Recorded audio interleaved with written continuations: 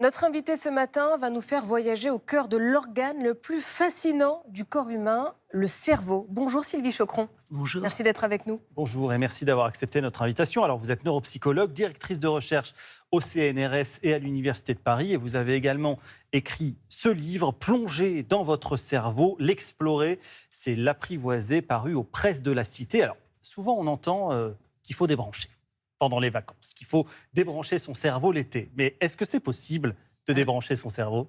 Vous avez tout à fait raison, ça fait partie de ces mythes que nous on appelle des neuromythes, des mythes sur le cerveau, parce qu'en fait ce qu'on a découvert, c'est que quand on ne demande rien à notre cerveau, en fait lui travaille beaucoup. Et donc même si vous ne vous posez pas de contraintes, lui il va continuer à travailler. Parfois même, ça va être un peu négatif, parce que si vous avez un stress ou quoi que ce soit, ça va produire ce qu'on appelle des ruminations. Ouais. Donc c'est un peu une vue de l'esprit que de dire qu'on va débrancher son cerveau. Au contraire, il faut plutôt lui proposer des choses sans contrainte, qui vont le stimuler avec du plaisir. Donc ça veut dire que quand on ne fait rien au bord de la plage, de la piscine ou au fond de notre canapé, ça repose pas vraiment le cerveau ? Pas vraiment, non, parce qu'en fait, on s'est rendu compte que ce mode d'activité qu'on appelait avant par défaut, on pensait que quand on demandait rien à notre cerveau, il ne faisait rien. Au contraire, quand vous lui demandez rien, lui, il en profite pour travailler beaucoup. Donc, ça débranche pas du tout notre cerveau. Alors, Par contre, comment on fait si on veut vraiment reposer notre esprit et débrancher notre cerveau ? Quelles sont vos préconisations ? on va oublier ce mot de débrancher, mais si on veut reposer. Voilà, juste reposer. Mais du coup, on va proposer à notre cerveau des activités qui vont le stimuler, mais avec du plaisir. Et alors, il faut oublier l'idée que seuls les sudoku, les mots croisés font travailler le cerveau. Ça, c'est faux. En fait, tout fait travailler notre cerveau. Donc même quand vous jouez à la pétanque, sur la plage, au molki, aux fléchettes, même quand vous faites des jeux de société, même quand vous discutez avec des amis, quand vous lisez, votre cerveau travaille sans contrainte, sans stress.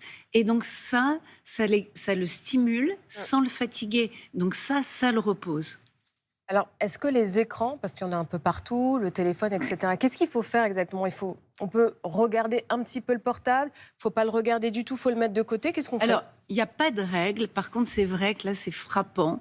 D'été en été, vous voyez de plus en plus de gens qui sont allongés avec leur écran sur la plage.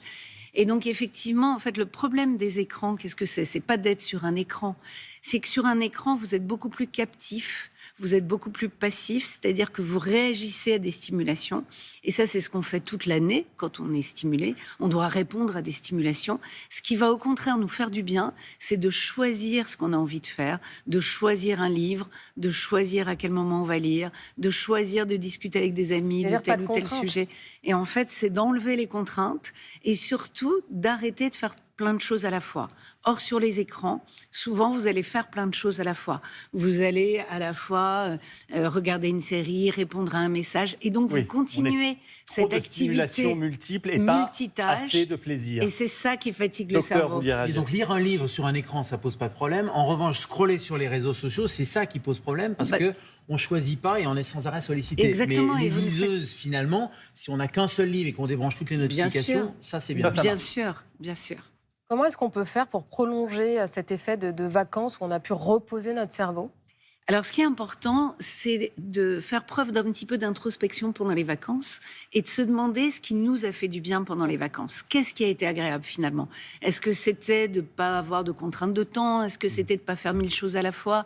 Est-ce que c'était de choisir ? Parce que par exemple, il ne faut pas s'interdire de travailler pendant les vacances si on a envie de travailler au calme, entre 14h et 15h, quand il fait trop chaud, et que ça nous fait plaisir d'avancer quelque chose pour la rentrée parce qu'on n'a pas envie d'être stressé. Souvent cette envie. Moi. Pourtant, c'est très agréable.